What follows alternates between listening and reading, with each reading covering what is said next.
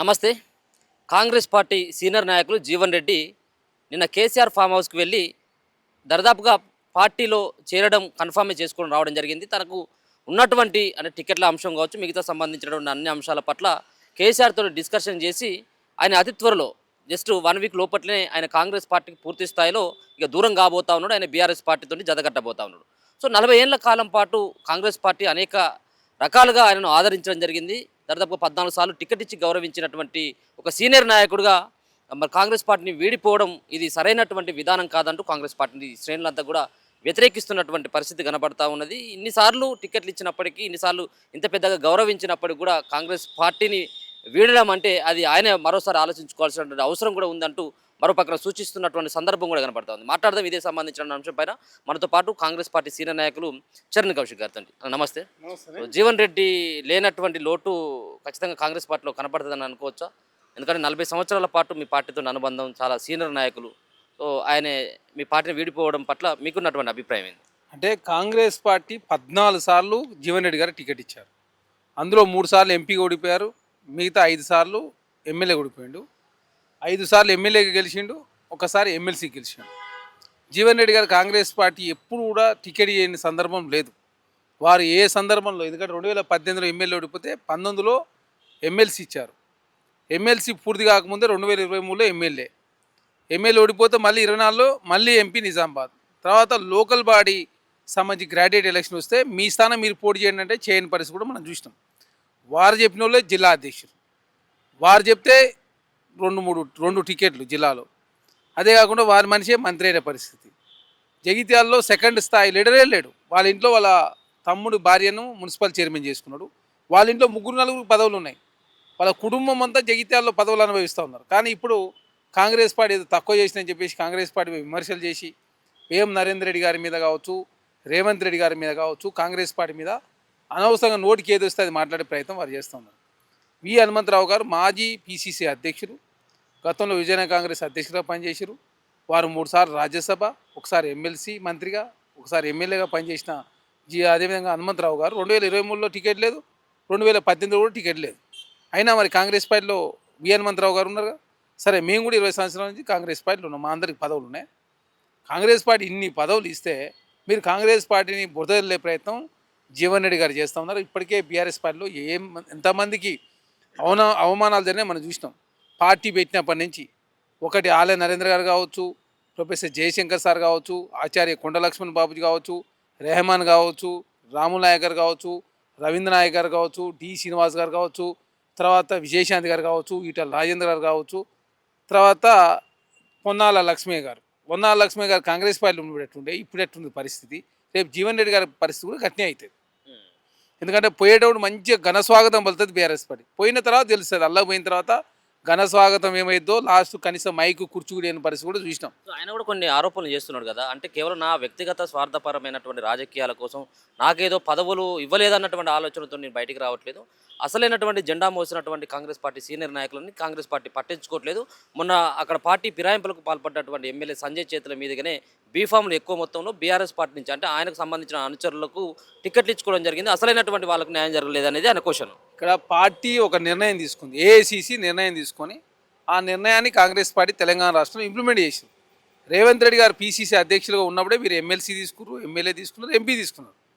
ఇక్కడ ఇప్పుడు కాంగ్రెస్ పార్టీలో రాజ్యసభలు వచ్చినాయి. రేణుకా చౌదరి గారు కాంగ్రెస్ పార్టీ కాదా? అనిల్ కుమార్ యాదవ్ గారు కాంగ్రెస్ పార్టీ కాదా? నరేంద్ర రెడ్డి గారు 2018లో టికెట్ ఇవ్వలే, 2023లో కూడా టికెట్ ఇవ్వలే. అంటే ఆయన ప్రధానంగా జగిత్యాల గురించి మాట్లాడితే ఎక్కడికి వస్తున్నా 10 సంవత్సరాల కాలం పాటు నరేంద్ర గారు టికెట్ ఇవ్వలేదు కాబట్టి రాజ్యసభ అవకాశం ఇచ్చారు. నరేంద్ర గారికి ఎట్లా ఇస్తారు రాజ్యసభ అని చెప్పేసి జీవన్ రెడ్డి గారు మాట్లాడారు. అసలు జగిత్యాలలో సెకండ్ క్యాడర్ లీడర్ని మీరు తయారు చేశారా చెప్పండి? జగిత్యాల ఒక్కరన్నా మీ కుటుంబ సభ్యులు తప్ప అక్కడ సెకండ్ క్యాడర్ లీడరే లేడు కదా. మీ మనిషికి వైస్ చైర్మన్ ఇచ్చారు మున్సిపల్ చైర్మన్గా సంజయ్ గారు కాంగ్రెస్ పార్టీకి వచ్చింది కాబట్టి పార్టీ ఒక నిర్ణయం తీసుకుని వారు చైర్మన్, మీ మనిషికి వైస్ చైర్మన్. మీకు అత్యధికంగా కౌన్సిలర్ టికెట్ ఇచ్చారు. చాలామంది నియోజకవర్గాల్లో మరి కౌన్సిలర్ టికెట్ కూడా రాలే, గద్వాల లాంటి ప్రాంతాల్లో వాళ్ళకి రాలే. మరి వాళ్ళు ఏం చేయాలి? మరి వాళ్ళు మీలాగా పార్టీ మారిరా అంటే పోయేటప్పుడు ఏదో వంక పెట్టాలి, ఏదో ఒకటి బురదలే ప్రయత్నంలో జీవన్ రెడ్డి గారు ముందుకు పోతా ఉన్నారు. చాలా స్పష్టంగా జీవన్ రెడ్డి గారికి కాంగ్రెస్ పార్టీ అన్యాయం, కాంగ్రెస్ పార్టీకి తను చాలా చేయాల్సి ఉంది. ఎందుకంటే 14 సార్లు టికెట్ ఇస్తే అట్లాంటి పార్టీ మీద నిందదల్లే ప్రయత్నం చేస్తే ఎట్లా? మీరు ఎన్టీఆర్ పార్టీలో ఎమ్మెల్యే గెలిచి నాదెండ్ల భాస్కరరావు గారి మంత్రివర్గంలో మంత్రిగా పనిచేయలే మీరు? ఎన్టీఆర్కి పంగనామం పెట్టింది మీరే 83లో పెట్టిన ఇప్పుడు కాదు.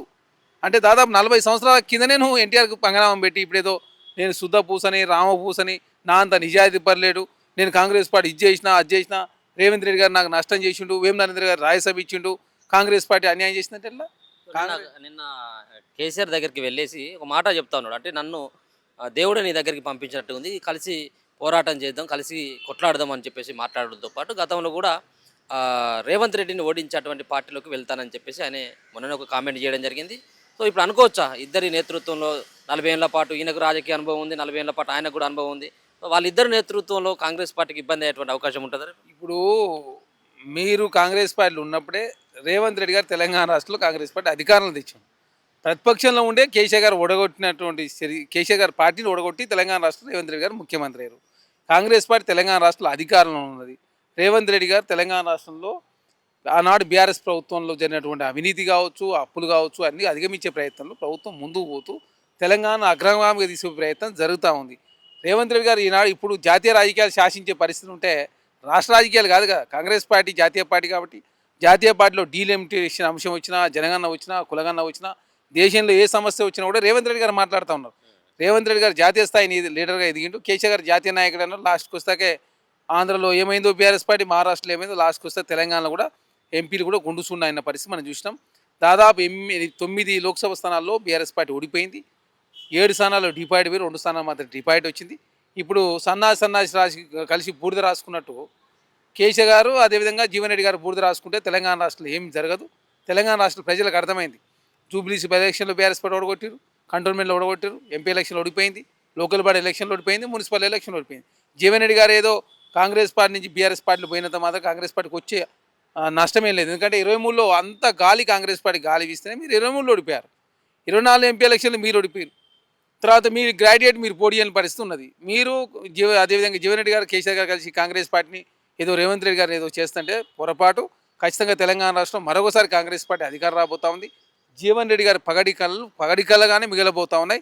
కేసీఆర్ గారు గతంలో ఏ నాయకులైతే ఎంత ఆగం చేసిండో అట్లాంటి పరిస్థితి జీవన్ రెడ్డి గారు కూడా ఎదురైతుంది. ఇప్పుడు అది పొన్నాల లక్ష్మయ్య గారు అనుభవిస్తూ ఉన్నారు.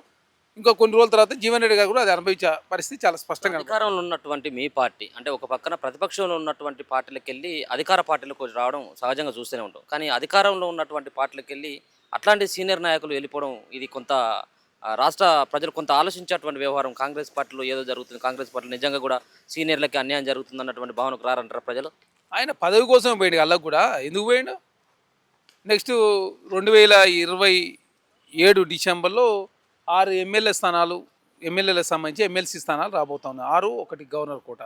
అందులో బీఆర్ఎస్ పార్టీకి ఒక స్థానం వస్తుంది కాబట్టి ఆ స్థానం దక్కించుకునే ప్రయత్నంలో జీవన్ రెడ్డి గారు పోయారు. ఎందుకు? కాంగ్రెస్ పార్టీ ఇప్పటికీ చాలా అవకాశాలు ఇచ్చింది. ఎమ్మెల్యే, ఎమ్మెల్సీ, ఎంపీ వారి కోట పూర్తయింది. ఎవరికి కూడా ఎమ్మెల్యే ఓడిపోయిన ఏ వ్యక్తికి ఎంపీ ఇవ్వలే. ఓన్లీ జీవన్ రెడ్డి గారు తప్ప. మధుయాస్ గౌడ్ గారు అడిగితే ఇవ్వలే, అంజన్ కుమార్ గారు అడిగితే ఇవ్వలే, షబ్రియల్ గారు అడిగితే చాలామంది ఎమ్మెల్యేగా ఓడిపోయిన ఏ వ్యక్తి కూడా ఎంపీ టికెట్ ఇవ్వలే. ఓన్లీ జీవన్ రెడ్డి గారికి అన్ని అవకాశాలు ఇచ్చింది కాబట్టి కాంగ్రెస్ పార్టీలో అవకాశాలు రావు కాబట్టి తనకు పదవి కావాలి కాబట్టి మాత్రమే బీఆర్ఎస్ పార్టీ పోయిండు. భారతీయ జనతా పార్టీలో తెలంగాణ రాష్ట్రంలో ఎమ్మెల్సీ వచ్చే అవకాశం లేదు కాబట్టి భారతీయ జనతా పార్టీ పోయినా కూడా ఉత్తది అని చెప్పి భావించి వారు భారతీయ జనతా పార్టీ పోకుండా బీఆర్ఎస్ పార్టీలో పోయిండు. బీఆర్ఎస్ పార్టీ పోతే కోడలకు రక్షణ ఉంటుంది, వాళ్ళ కొడుకు రక్షణ ఉంటుంది, తర్వాత తనకు కూడా పదవి వస్తుంది కాబట్టి దానిలో భాగంగా పదవి కోసం మాత్రమే జీవన్ రెడ్డి గారు పార్టీ మారిన తప్ప కాంగ్రెస్ పార్టీని నిందలేసే ప్రయత్నం జీవన్ రెడ్డి గారు చేస్తూ ఉన్నారు. ఏది చేసినా కూడా తెలంగాణ సమాజానికి అర్థమైంది. జీవన్ రెడ్డి గారు కాంగ్రెస్ పార్టీ ఏమీ తక్కువ చేయలేదు. 14 సార్లు బీఫామ్ ఇచ్చారు. జగిత్యాల 2వ స్థాయి లీడర్లే తయారు చేయలేదు. అదే కాకుండా వారి బాధితులు కరీంనగర్లో చాలామంది, కోరుట్ల మెట్పల్లి సంబంధించి రత్నాకర్ గారి కుటుంబాన్ని ఏ విధంగా రాజకీయంగా అనగదొక్కే ప్రయత్నం చేసి రోజు చూసారు. తర్వాత మహబూబ్నగర్లో, అదేవిధంగా కరీంనగర్లో చాలా నియోజకవర్గాలు, వేములవాడ కావచ్చు, తర్వాత చాలా నియోజకవర్గాల్లో జీవన్ రెడ్డి గారు కొత్త నాయకులు తయారు చేయకుండా తనకు ఎవరైతే అనుంగులు ఉంటారో వాళ్ళు మాత్రమే రాజకీయ నాయకులు తయారు చేసే ప్రయత్నం వారు చేశారు. ఖచ్చితంగా కాంగ్రెస్ పార్టీ జీవన్ రెడ్డి గారికి ఏమి నష్టం చేయలేదు, కాంగ్రెస్ పార్టీకి వచ్చిన నష్టం కూడా ఏం లేదు. సో మొత్తానికి జీవన్ రెడ్డి చేరిక ఏదైతే ఉంటుందో కేవలం కుటుంబ రాజకీయాలు, అంటే కుటుంబంలో ఉన్నటువంటి వారసులకి టికెట్లు ఇప్పించుకోవడం కావచ్చు, ఆయన రాజకీయ భవిష్యత్తు కోసం మాత్రమే వెళ్ళినటువంటి సందర్భంగా కాంగ్రెస్ పార్టీ చూస్తూ ఉన్నది. సో అంతా మొన్న జరిగినటువంటి 2023లో జరిగినటువంటి ఎలక్షన్లో సైతం కూడా జీవన్ రెడ్డి అంతా కాంగ్రెస్ పార్టీకి అంత క్రేజీ ఉన్నటువంటి టైంలోనే జీవన్ రెడ్డి గెలవలేకపోయిండు. సో అటువంటి నేత 40 సంవత్సరాలుగా ఉన్నాడు కాబట్టి మళ్ళీ ఎంపీగా మేము అవకాశం ఇచ్చినప్పటికి కూడా ఆ గౌరవం లేకుండా చేసుకొని ఇలా కేసీఆర్ వైపు వెళ్ళడాన్ని ఖచ్చితంగా కూడా రేపు రానున్నటువంటి భవిష్యత్తులో ప్రజలే బుద్ధి చెప్తారన్నటువంటి అంశాన్ని కూడా చ ఒక పక్కన చెప్పుకుంటూనే మరొక పక్కన ఇన్నిసార్లు టికెట్ అనుభవించి, ఇన్నిసార్లు పదవులు అనుభవించి, అనవసరంగా రాద్ధాంతం చేసి కాంగ్రెస్ పార్టీ పైన బురద జల్లేటువంటి ప్రయత్నం చేయొద్దు అని చెప్పేసి కూడా చరణ్ కౌశిక్ అయితే హెచ్చరిస్తున్నటువంటి సందర్భం కనబడతా ఉంది. చూస్తూనే ఉండండి మన తెలుగు వెలుగు.